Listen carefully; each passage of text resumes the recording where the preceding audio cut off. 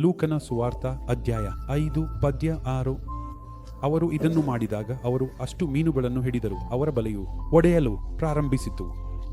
ಅವರು ಇದನ್ನು ಮಾಡಿದಾಗ ಎಂದರೆ ಅವರು ಯೇಸುವಿನ ಆಜ್ಞೆಯನ್ನು ಪಾಲಿಸಿದಾಗ, ದೇವರ ಯೋಜನೆಯೊಂದಿಗೆ ಸಹಕರಿಸಿದಾಗ ಅವರು ಅಷ್ಟು ಮೀನುಗಳನ್ನು ಹಿಡಿದರು, ಅವರ ಬಲೆಯು ಒಡೆಯಲು ಪ್ರಾರಂಭಿಸಿತು.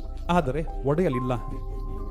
ದೇವರ ಸೂಚನೆಗಳನ್ನು ಅನುಸರಿಸಿದಾಗ ನಿಮ್ಮ ಕುಟುಂಬವು ಒಡೆಯಲು ಹೋಗುತ್ತಿದೆ, ವೈಯಕ್ತಿಕ ಜೀವನವು ಕುಸಿಯುತ್ತಿದೆ. ಬಹಳಷ್ಟು ಸಮಸ್ಯೆಗಳು. ಅನೇಕ ಜನರನ್ನು ಕೇಳಿದ್ದೇನೆ, ತಂದೆ, ನಾವು ದೇವರ ಹತ್ತಿರಕ್ಕೆ ಹೋಗುವಷ್ಟು ನಮಗೆ ಹೆಚ್ಚು ಸಮಸ್ಯೆಗಳು ಬರುತ್ತವೆ. ಕೆಲವರು ಹೇಳುತ್ತಾರೆ, ತಂದೆ, ನಾವು ದೇವರ ಸೇವೆಯನ್ನು ಪ್ರಾರಂಭಿಸಿದ ಕ್ಷಣದಿಂದಲೇ ಸಮಸ್ಯೆಗಳು ಪ್ರಾರಂಭವಾಯಿತು. ಅದು ನಿಮ್ಮ ಕುಟುಂಬ, ನಿಮ್ಮ ಪರಿಸ್ಥಿತಿ, ನಿಮ್ಮ ಸಂಬಂಧಗಳು ಒಡೆಯಲು ಹೋಗುತ್ತಿವೆ ಎಂದು ಕಾಣುತ್ತಿದೆ.